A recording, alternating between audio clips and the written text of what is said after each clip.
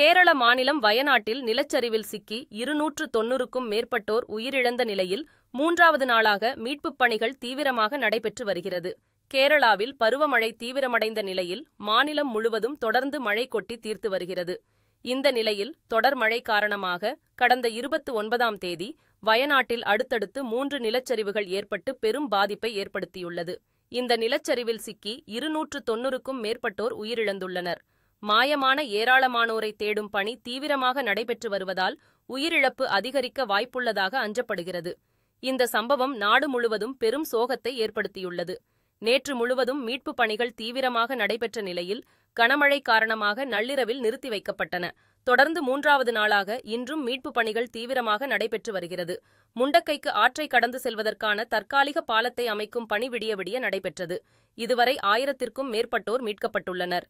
மேலும் 200க்கும் மேற்பட்டோர் காணாமல் போனதாக மீட்கப்பட்டவர்கள் தெரிவித்த நிலையில் தேடுதல் பணி தீவிரமாக நடைபெற்று வருகிறது.